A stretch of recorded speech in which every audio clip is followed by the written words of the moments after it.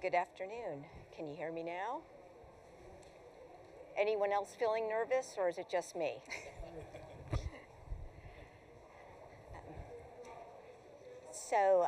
For today's session, grab your scuba gear because we are going to take a deep dive on DevOps Center. After the session, please fill out the survey and tell us how we did. We will show this slide again so you can capture the QR code. If you've attended any sessions today, you've seen this forward-looking statement slide. We are going to get wild and crazy and talk about some future features and functionality. However, please make any purchasing decisions based on generally available products and features. Hi, I'm Emily Kapner. I am a technical writer for Salesforce DX tooling. My main focus areas are DevOps Center and development environments like Scratch orgs and sandboxes. I'm thrilled to be presenting with two of my favorite product managers. Neha Elavat is the product manager for Metadata API, and Gilson Canario covers DevOps Center. So I'm going to give you a super quick overview of DevOps Center and tell you about some best practices around projects, pipelines, and work items. Neha is going to give you some tips for successful promotions, and she's going to give you an overview of the underlying technology that makes promotions and deployments possible, Metadata API.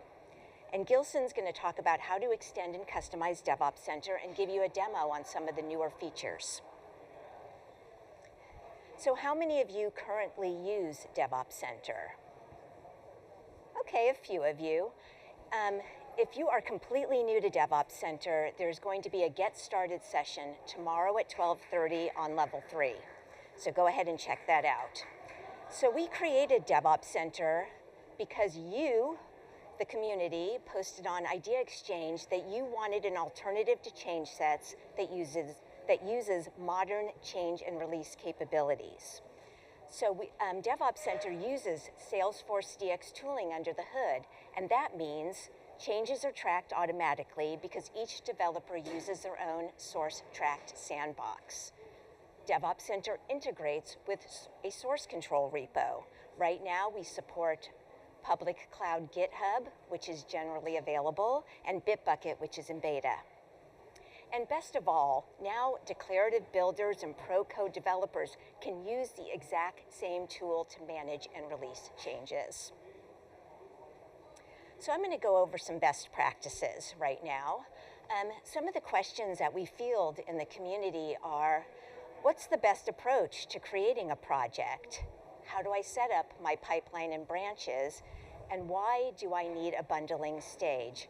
I'm going to answer those questions and more.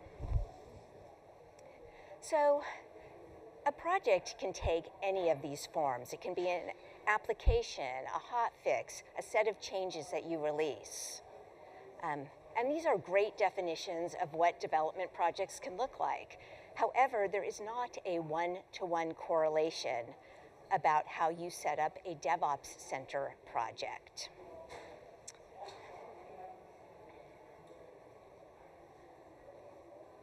So what is a DevOps Center project? A DevOps Center project is a source control repo that is your source of truth for your development work until you eventually release it to production. It's a release pipeline that captures how your changes are going to move from environment to environment, and it's work items that capture the work to be done based on defined business requirements. So the first thing you do when you define a project is you associate it with a source control repository. Because we use Salesforce DX tooling, the repository must be in Salesforce DX project structure and have a DX project file. And due to the complexity of the data model, you cannot sync metadata across projects. And this is a really important thing to think about when you're determining how you're going to configure your DevOps Center projects.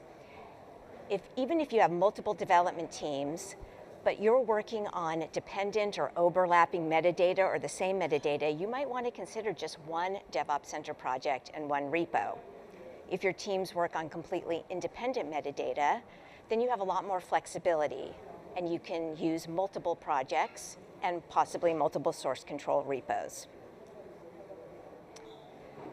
So how you build your release pipeline is up to you and is completely configurable. This is what we consider to be a robust release pipeline.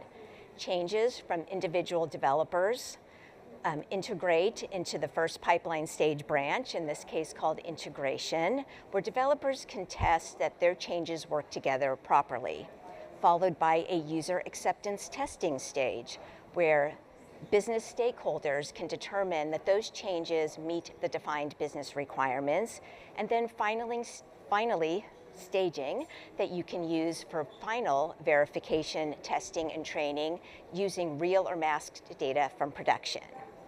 What you want to take away is that we know it's risky to deploy, just washed my tongue and I can't do a thing with it. Deploy directly to production because you risk introducing breaking changes that can disrupt you or your customer's business. So you want to have at least one testing stage. Each pipeline stage has an associated environment. So developers work in their own source-tracked scratch org or sandbox. And as you move closer to production, you're going to need some data for testing and validation, and that's where partial copy and full sandboxes come in. Next, you're going to decide which stage is what we call the bundling stage. This is where you go from promoting individual work items to promoting a set of versioned changes through the rest of your pipeline. Bundling changes increases predictability and how those changes are going to act in subsequent stages and reduces the potential for metadata conflicts downstream. If you're used to using change sets or possibly Salesforce CLI or metadata API to deploy changes, you might think, why wouldn't I want absolute flexibility through my entire pipeline? But what you might lose in flexibility, you gain in predictability. So to wrap up kind of some best practices around pipelines, we provide a template as a starting point, but it's completely configurable. A pipeline stage is an org, which I've talked about, plus an associated branch in the source control repo. Each developer should use their own developer sandbox. We use source tracking, and so if developers share a sandbox across work items, source tracking can get messed up, and there are some other undesirable behaviors that are documented in Salesforce help. When you begin work, developers should synchronize their developer sandboxes with the first pipeline stages branch to make sure they have all the latest changes. And if you decide to share a repo across projects, you'll need to use unique pipeline stage branches. So if you have you'll need a Project A integration branch and a distinct Project B integration branch. Sharing branches is not currently supported. Work items define the work to be done. You can think of them as a ticket or a user story or a bug. And each DevOps Center creates a branch for each work item. And this is great and important because DevOps Center creates that branch, we know what changes occur in that branch, whether you connect to a sandbox to do your work or you work and write some Apex code in VS Code. We know about those changes. After work is reviewed and approved, it can be promoted to the first stage. When you promote work items, DevOps Center can detect if there's overlapping or dependent metadata and will suggest that you combine the work items to avoid downstream metadata conflicts. You can consider it like a mini bundle. I also know that your developer sandboxes can get really busy. And so when you pull all the changes in there, your changes list can be really long and unwieldy. So I suggest that you use a parking lot work items to park delayed changes, if you've got some project you're working on just for fun and you want to just park those changes until you're ready to work on them again, they get them out of your changes list, and when you're ready to work on those features, you can change the status of the work item to never. It releases those changes back into the wild, and they can be picked up by a future work item. Also, we strongly suggest that you move fewer work items more often. Neha is going to talk about why this is so important, and I'm not going to steal her thunder. Here's just some general project management tips. Hot fixes happen in the real world. And so if you have a hotfix situation, you can create a separate project with a development environment and production org at a minimum. We strongly suggest you also have a testing stage in between. After the emergency is over, you'll want to move those same changes through your standard pipeline. It's important to keep all your branches in sync. Project lists can sometimes get long, and customers have asked us, like, I want to delete a project. Due to the complexity of the data model, you can't delete a project right now through the UI. We have some pretty brilliant customers on the community that have posted SOCWL that helps you find and delete dependent objects, and then you're able to delete the project if that's within your comfort zone. For the rest of us, we've provided a couple of workarounds. One, you can rename a project and just it puts it at the bottom of your list, or you can now hide a project. Those projects still exist, but they don't break anything, and you can move on. Also, don't forget about the force ignore file. That tells DevOps Center what metadata types to exclude during retrievals and deploys. Things like package XML, settings, sharing rules, app menu, and everyone's favorite profiles. And so that also keeps your changes list tidy. And then if you create that file in main, when you build your pipeline, the same version of that file will get propagated through your entire pipeline, through to your feature branches, and Salesforce there's a Salesforce help topic that talks about how to build this file and gives you some recommended types to ignore. Well, that's it for my portion of the program. Neha is going to give you some tips on successful promotions. Thank you, Emily. With that, let's take a look at some strategies that you can use to make your promotions through the DevOps Center more successful. But before that, what is a promotion? A promotion is a combination of merge and deploy. A merge keeps your version control system up to date with the latest metadata changes. But a deploy guarantees that those changes are available in a Salesforce org to be used by developers, users, anybody. So a promotion is a one-step process of both merge and deploy happening together. It's usually a one-step process. So if you're a declarative builder, you're using the DevOps Center UI to directly promote from the DevOps Center. You could be promoting a single work item or a bundle like Emily talked about, but it's a one-click process from the DevOps Center UI. However, if you are a pro-code developer, you might be merging your changes to your version control system from the IDE or a client. In that case, remember that your org still does not have the changes. So you still have to promote or deploy those changes, externally merge changes to your Salesforce org. And again, you have two options here. You can do that from the DevOps Center UI or from using the SFCLI commands plugin for DevOps Center. So one of the common source control issues that's faced by multiple developers working in the same environment on same set of files or same features are merge conflicts. So if you have seen an error like this where your promotion is blocked, it's happening because the same file has been touched by multiple developers. It's a very common situation. It happens everywhere. However, there's no way to force promote a conflict. The only way around this problem is by resolving the conflicts. So the way to do that, there are a couple of options you have here. As a declarative builder, you can use the combine work items feature to combine the conflicting work items and resolve that conflict within the DevOps Center. Remember that if you're using that option, the latest version of the metadata component that's in conflict gets picked up and promoted.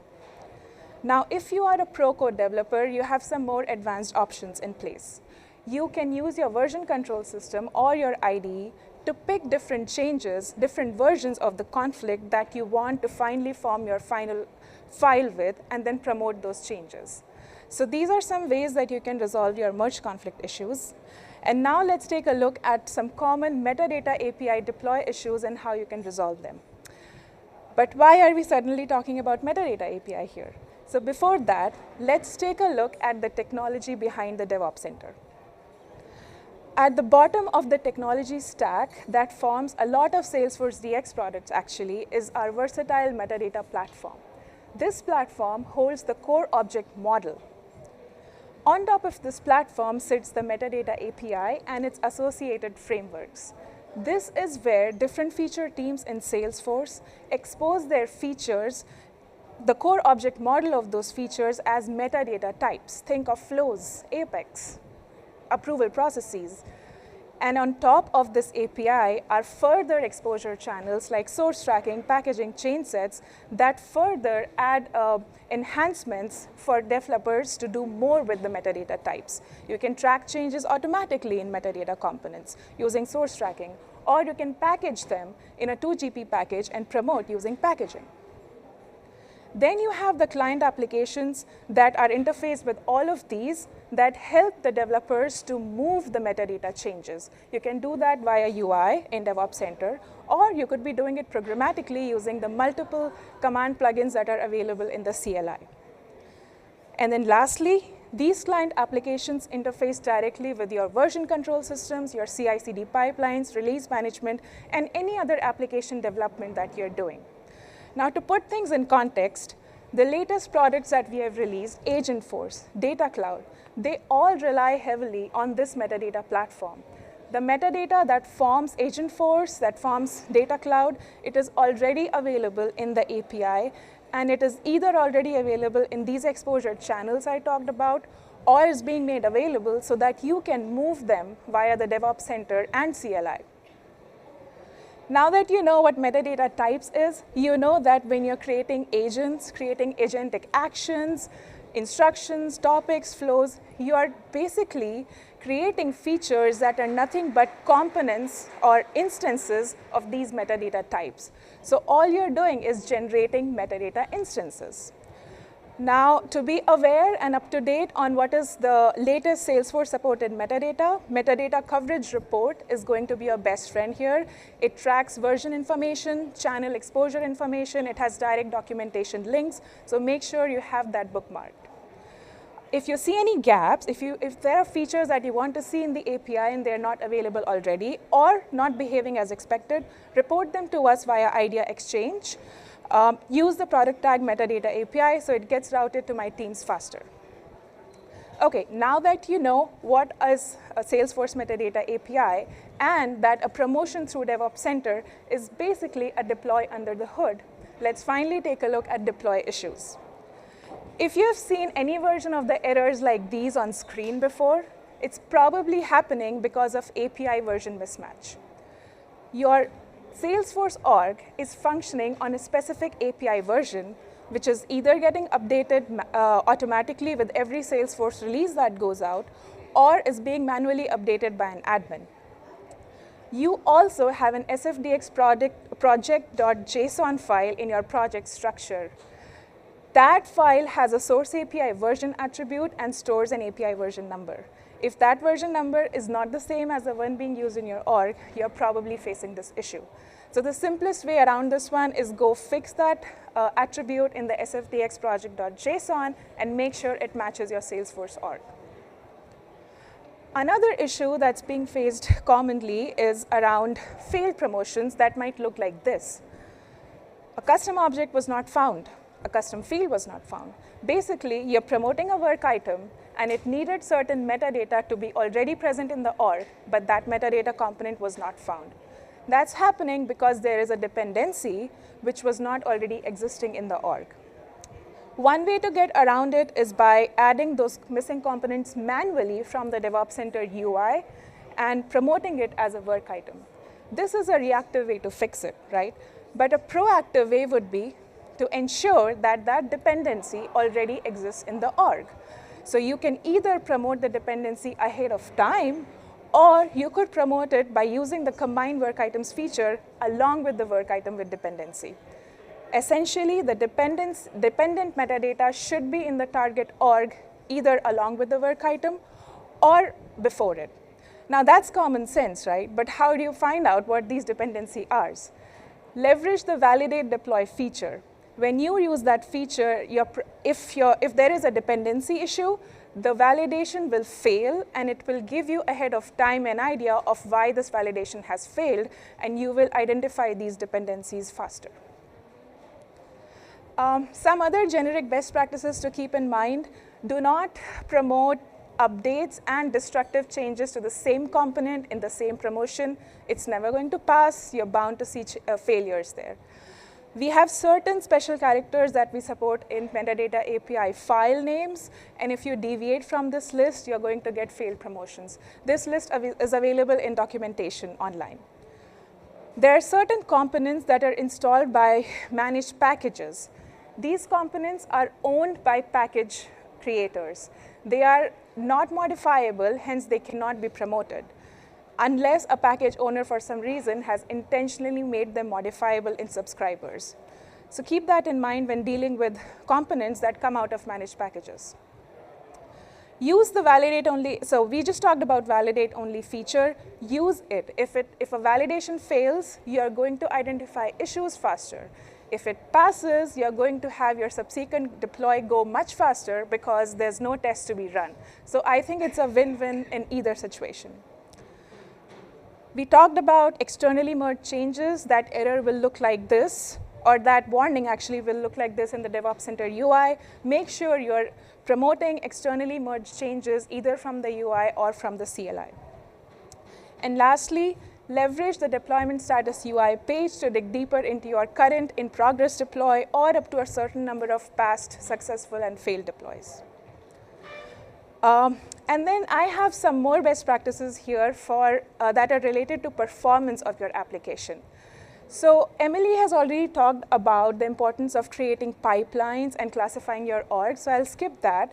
But I will let you know that the way we have designed the API, its functionality and service protection, we have designed it in a way that at lower environments, when you are in development stage, we can handle a large number of promotions, but they are supposed to be smaller in sizes. That's how service protection works. Whereas in your upstream environments, UAT, staging, production, we do expect you to push large amount of metadata together, however, less frequently in the day. So keep that in mind. Keep that in mind when designing your CI/CD pipelines. Continuously refactor your code to make it more maintainable, to reduce complexity. Think about how many Apex classes, formulas you're referencing from within your Apex classes, from flows, from approval processes. Are there cyclical dependencies anywhere? The bottom line is, the more complex your metadata logic gets, the more time and resources it uses for a promotion, which is basically a deploy under the hood. To make your deploys go faster, keep your code as simple as possible. There are some metadata types that are complex, and therefore they are very expensive in terms of both time and resources. Reports, dashboards, flexi pages, permission sets are top 4, I think, that come to mind. Permission sets team has done a great job of making improvements to how that type performs.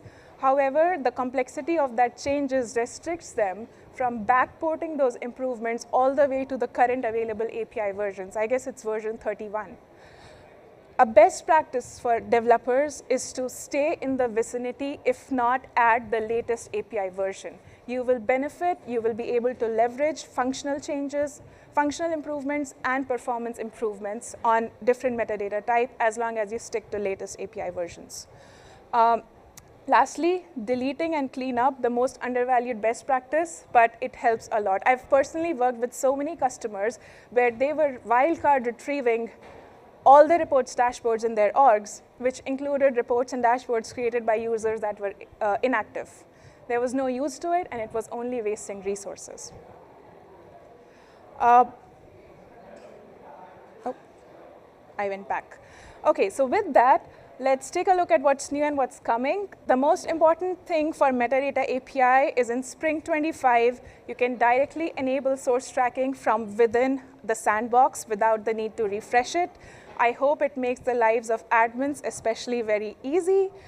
And then there are more things on the list here, and please take a look at it and come talk to me if there's any feedback on the API itself, if there's more things you would like to see or questions about these. The most important thing I would like to point out is my team wants to make metrics transparent, available to developers so that they can take certain actions on it. We want observability to be there. So please talk to me after this session on LinkedIn, wherever you can find me, to tell me what metrics will make most sense for you. And remember, those metrics will then be available via DevOps Center and CLI for you to use. With that, the last thing I'll cover here are changes to the metadata coverage report starting April 2025.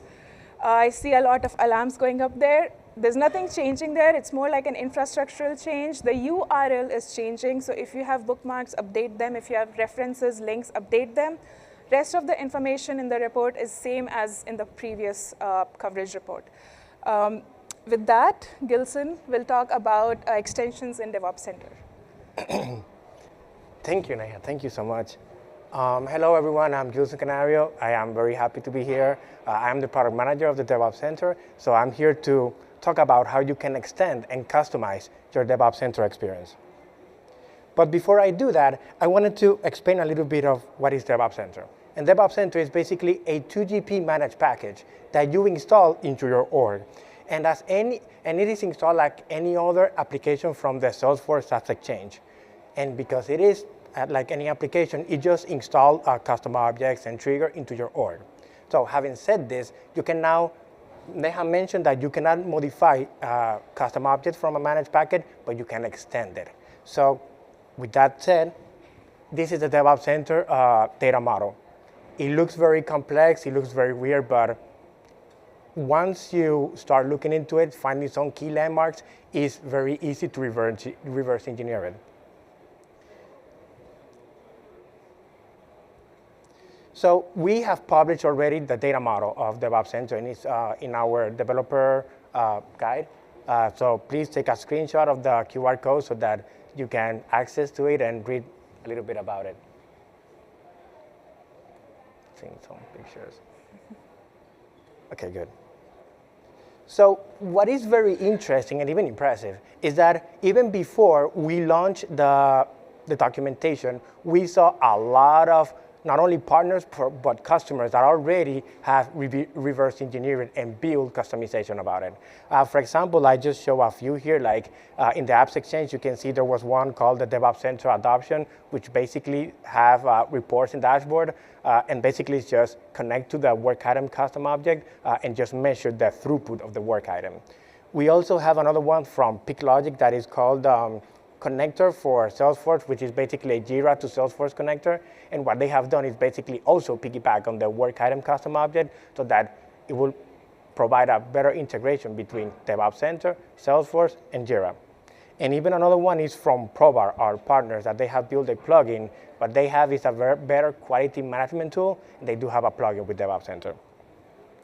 In meeting and talking to customers, we have seen innovative way on how they have connected or have extended DevOps Center. We have seen people that they have, because we don't offer, as of now, a Jira integration, they have used a data loader to import those tickets and those issues and bugs using the data loader into the work item record, and that way it is represented in DevOps Center.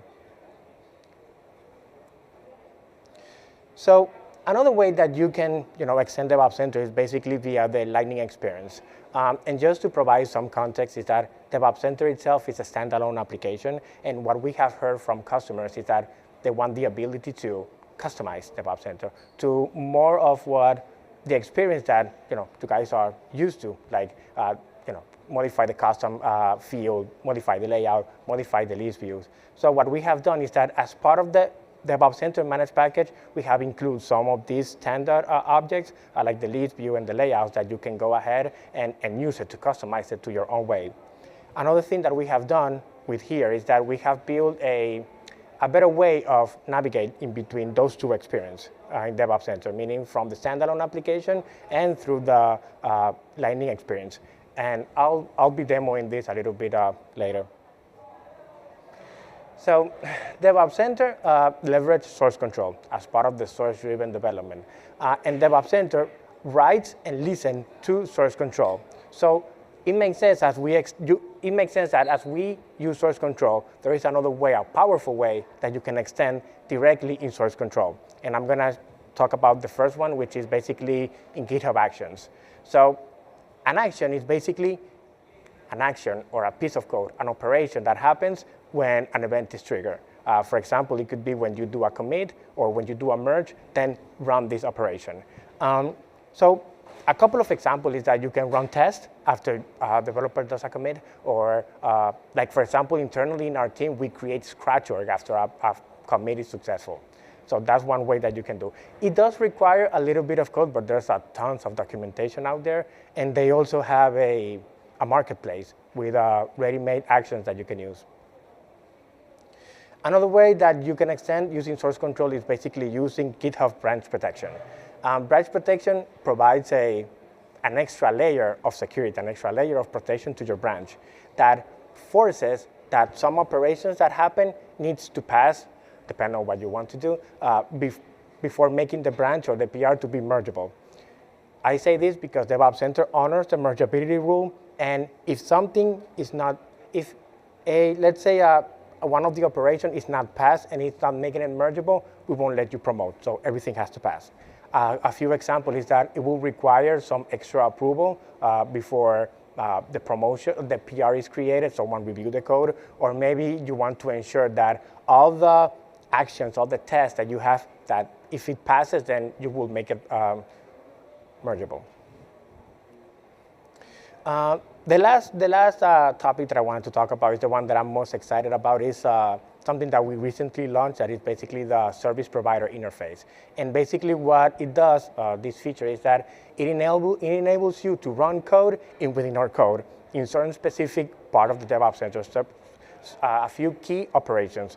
One of them is the pre-approval process. When a work item is ready to be approved to go to the pipeline, you can insert some piece of code there for something to happen. Also, before you're promoting from one stage to the next, you can also insert some code there, and the same as post-promotion processing. Before I jump into the demo, this feature is being also used by another tool that is in pilot. We're going to GA soon. It's called DevOps testing, that basically inserts a quality gate. You can create your test there, and then you can run the test, and it leverages these features. So I'm going to do a demo, and basically what I'm going to run through this is basically showing a little bit of the Lightning experience, branch protection, and the SPI. So let's see. Okay, this is my DevOps Center instance, and just to provide some context here, we are building a recruiting app, and basically right now we're building the candidate's profile. And these are some of the work items or requirements that we have. So the first thing that I wanted to show you is basically the connector that I mentioned from the standalone application to the Lightning experience. So by clicking in here, I can just open the same work item list view into the native Salesforce Lightning experience. And here, as you can see, I have modified my work item list view to show certain specific fields and in a certain way. Here I have a bunch of the work item, and the one that I want to work in is that, I'm opening it up and I'm seeing that the description, it says that, as a candidate, I wanted to be able to input when I am available to start the new role. So that's good. There's another way that I wanted to show that by clicking here in viewing DevOps Center, it's another way for you to navigate in between the two experiences. And by clicking here, it's basically gonna take you to that specific work item into DevOps Center. So I already know this, and because as part of the demo, I already made the changes in the org, and I already pulled the changes, and I committed into my source control. I'm gonna showcase here in the activity history that I have already created some changes, and I already pushed into my org. So now what I'm going to do is basically I'm going to create a review, which basically is just create a change request to the next stage in the org. Right now it's running some validations, and it's showing me an error. It's showing me, well, it's not an error, it's a warning that says, hey, your promotion is blocked. And when I open it, it's basically saying that a source control system rule or process is blocking the promotion. So let's open the change request. So right now, what I'm seeing here from source control is that my pull request is not mergeable. And it's because it's require another approver here. So what I'm going to do now is that I'm going to go to my amazing colleague here, Emily, and I'm going to ask her to review my code. But I'm going to make it easier for you, and I'm going to open the code so that you can see it. So what do you think about this code? Well, usually I have a lot of review feedback for you, but I am feeling generous this afternoon, so I will approve your PR. Thank you so much. That is because all of you are here, and she doesn't want to make me look bad in front of you, but thank you so much. So now, after I approved it, or as Emily approved it, now I can see that the pull request is mergeable. So now let's go back to DevOps Center, and then I'm going to refresh the screen. And now what we're going to see is that I don't see the warning error because now the branch protection or the extra approver is passed. So now I can move this work item ready to promote, meaning getting it to the pipeline like this. So that's the first part of the demo, just to showcase a high level how you can use the branch protection. The second demo that I want to include, I'm going to actually switch back to the Lightning experience, is that on the SPI, the pre-promotion feature that you can actually insert code. So what we, as part of the demo, is that we want to include some reminders for things that the developer have to do after the promotion is done.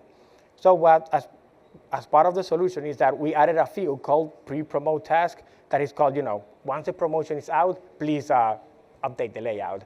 Also another one that is called, once the promotion is done, please review and update the permissions. So I'm going to go and find these two work items, and I'm going to promote these work items. DevOps Center, before finalizing or going into the promotion, it runs through some validations, like checking if you have the right permissions, if we have to synchronize with source control, and even if the PR is mergeable. And so what we have done here is that basically we insert a piece of code, a very simple but effective piece of code that says to the release manager or the developer, hey, remember that after the promotion is done, please remember to update the layout and review the update permission set. So basically we include this, we build in the code this dialog and read it and add the field here. And after I do that, it's basically now I'm able to promote. So that's the second part of the demo. So in summary, what we have saw is that how you can extend DevOps Center by using the Lightning experience, how you can navigate through both of them, how you can use the branch protection rule to protect your branch, and then how you can use the SPI for pre-promote. The documentation for the SPI will soon be ready. We're going to publish after TDX. So in the next few weeks, stay tuned that you're going to see the documentation and also a couple of examples to get you started. So we have a DevOps Center roadmap. Is public, is live. So please, if we have a bunch of features that you can see what we have released, what's coming, and what we're working on, and what's coming. So please, what I ask is that spend some time there reading, adding upvote, adding comment, because that will help us, the product team, to build a better product for you. But as a high-level summary, what we are going to build actually this year is just ensure that the capabilities of DevOps Center is that, or let's say the main purpose is to ensure that you can promote successfully. And we're going to spend some really good time to build that infrastructure so that you can promote more successfully. And with that, I want to say thank you so much for joining. It's been a pleasure to speak with all of you. And please remember to fill out the survey so that way we can bring better content to you. Thank you so much.